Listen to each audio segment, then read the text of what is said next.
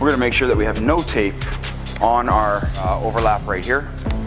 And what you want to do is not get your fingers on the backside where you're going to be applying the vinyl. So no fingers on the backside. And what I'm gonna do is I'm gonna line it up, all right? Start on the flattest part of the light if you can, if there is a flat part to it. All right, I'm gonna come a little bit lower. There we go, I'm happier there. So, let me squeegee this nice flat area down. That's the easy part. You notice how I kept some of the backing paper on, right? That's just so I don't get a lot of stuff stuck to it. So now what we want to do is we're going to take this piece and we're going to warm it up. We want it to be quite soft, all right? So we're going to take it, we're going to pull it outwards. So I'm pulling it to the floor and to the ceiling, and I'm also pulling it towards the other side of the car. Boom, right there. So this is where it's at. That looks amazing.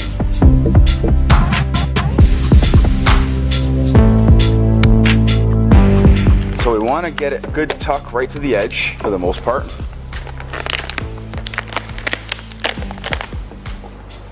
That should all be good right there. We do not need to wrap it around.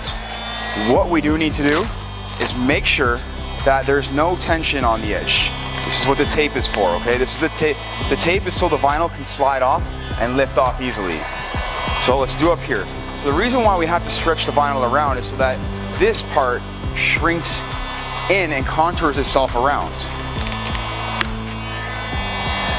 If we don't pull it across enough, what's gonna happen is we're going to end up with a lot of bunched up material in this area right here, and you're gonna end up stretching it that way. What happens when you stretch it that way, it's going to end up pulling back this way.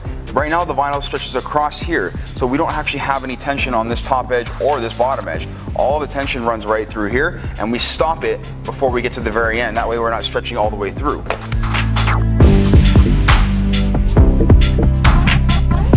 What I'm gonna do right now is trim out the very edge of it, all right? We're gonna run our blade very gently around the inside edge of the taillight, okay? So I'm gonna come down here and I'm gonna run it right in between both taillights right now. We don't have to wrap it around the edge because we're putting a translucent film over a lens, okay? This means that you won't see the actual end of the film. You won't see the line. Can you wrap a little extra around? Sure. Do I need to though? No, because I'm confident that my installation isn't going to fail. So let's get that off.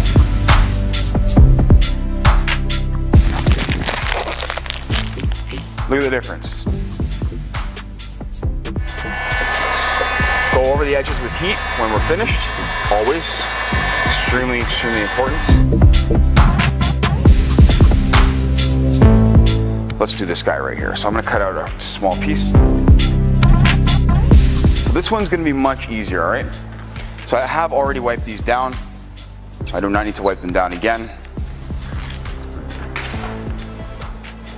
This one's flat, very flat. But it does have a bit of curve to it, so we do have to curve the vinyl slightly. Now, this one's really gonna take us probably 5 minutes. This is the fastest tint you'll ever use as far as tinting goes. There will never be anything faster, not in my opinion. There might be other air release tints out there, but as far as tinting your lights goes, air release tint is gonna be the fastest by far.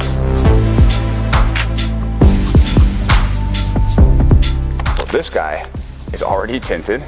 That's all done. So no stretch, right? That means we don't have to do any preheating before we cut.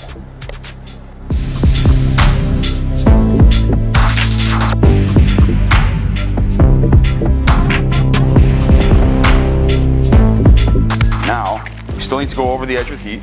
That's a mandatory thing. So even if you don't stretch it, we're still gonna go over the edge with you.